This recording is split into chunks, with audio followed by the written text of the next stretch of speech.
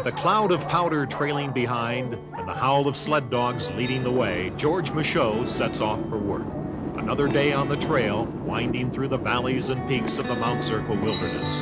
This raw, remote place is Michaud's home, the place where he makes a living and has found a way of life. I like the freedom. I've got total freedom here, and I like it. I don't have to answer to anybody for anything. Sal, no. Michaud is a trapper by trade. Each day he spends 8 to 10 hours on the trail checking his trap lines. He'll cover 50 to 60 miles most days in sunshine or snowstorms. The weather can be brutal, the work exhausting. Most men couldn't survive this backwoods life. Michaud says he couldn't survive city life. Being in Denver drives me crazy. I'm in Panic City. It's culture shock. The traffic, the people, the stoplights.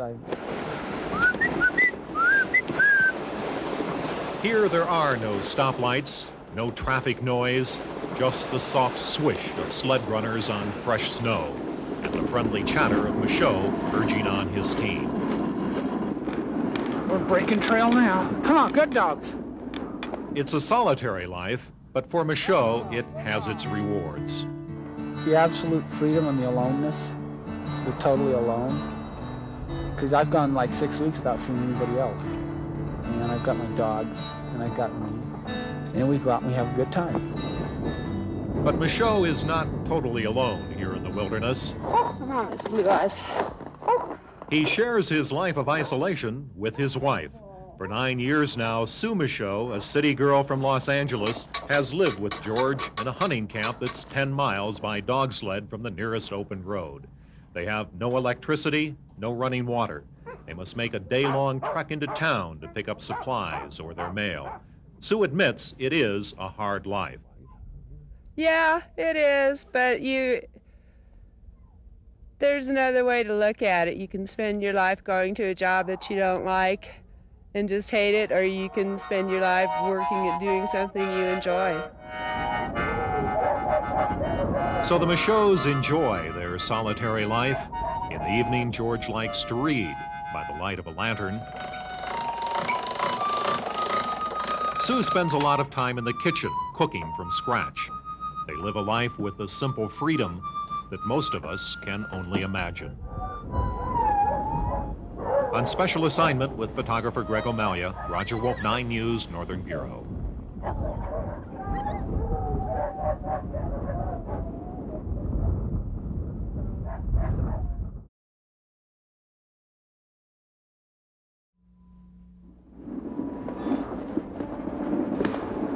Good boy, Terry. George Michaud wasn't born in the backwoods. He grew up in Fort Collins. But even when he lived in the city, he couldn't resist the lure of the wilderness. Ever since I was in grade school, I'd take off for the river, Poudre River along Fort Collins, and run around down there all day and go rafting and running through the swamps and fishing. And I decided I wanted to do something like that for the rest of my life, and trapping was it.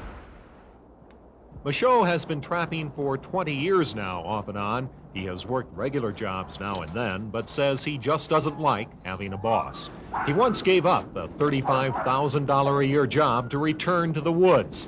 He doesn't make nearly that much trapping. On this day, for instance, a long day on the trail checking his trap line, Michaud came back with just one fur, a pine marten worth about $35. But then Michaud says he doesn't need much money. Where am I going to spend it up here? Look, you know. The only thing it does is it clutters up my pocket and, adds weight. In the fall, Michaud traps beaver. In the winter, pine marten and coyote. He might get anywhere from $2 to $200 for a fur, depending on its quality and demand. He knows that animal activists would like to see his business banned. He thinks they are unrealistic. They're insulated from death, basically. They don't ever see what happens to the steak they're eating. They don't see how they get the leather for their shoes, the furs, whatever. Michaud says trapping helps to control the size of animal populations. With shrinking habitat and food supplies, Michaud says many animals would starve if they weren't killed by trappers or hunters. You know, they see a deer get shot and they see the blood and all that, and they think, oh, that's terrible. But they don't realize when it takes weeks and weeks and weeks for an animal to die just in gradual steps, that's cruel.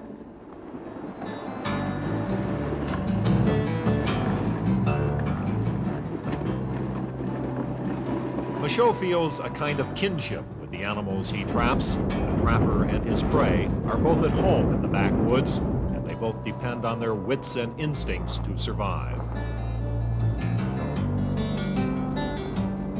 On special assignment with photographer Greg O'Malia, Roger Wolf, 9 News, Northern Bureau.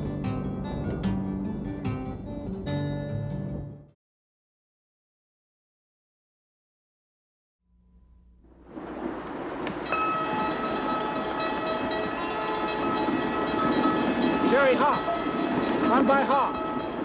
George Michaud wasn't always a musher. That's what you call someone who drives a dog sled. Until 2 years ago, Michaud used a snowmobile to run his trap lines through the waist-deep powder of the Route National Forest. But he finally gave up on the mechanical beasts. I've tried snow machines, and I've spent more time walking than riding, actually. They break down, they get stuck, they fall apart. And that could be fatal in the backwoods in bad weather. Michaud feels a lot more secure with his team of dogs. They're dependable. You know, they always start. And if something happens out here, they'll go for help. My snow machine never did that trick. The dogs may be more dependable than a machine, but they also require a lot more care. Michaud has 35 dogs for his team, most of them huskies. It's practically a full-time job, training them, keeping them healthy and well-fed. You have frozen buttermilk milk, hamburger, fat, bones, bone marrow. These guys eat better than I do. The dogs are well cared for, but not coddled. Because if I take real, baby them along, they're not going to survive up here. You're either tough or you're dead. And these dogs are tough. They'll spend dawn to dusk on the trail every day, covering 5,000 to 10,000 miles over the winter. Michaud has recently started competitive racing, and he finds his dogs are well prepared by their long days running trap lines. Put miles on it, puts conditioning to them. They're used to long haul and the unbroken trail like we've been breaking trail today. And let's go, Sal. Let's go, Terry. The younger dogs run along with the team, learning the routine until they're ready to take their place in harness. Michaud says each dog has its own personality. Yeah, there's some of them that are real screwballs, but most of them are really friendly. And they make good friends, and there's somebody that I've got out here on the trap line with me. Good friends that take Michaud high into the mountains, deep into the woods, far away from everywhere where he feels most at home. It just feels good. It just feels good knowing that when I'm at the far end of my trap line, it's like 60 miles to the nearest anybody. And I love that feeling. On special assignment with photographer Greg O'Malia, Roger Wolf, 9 News, Northern Bureau.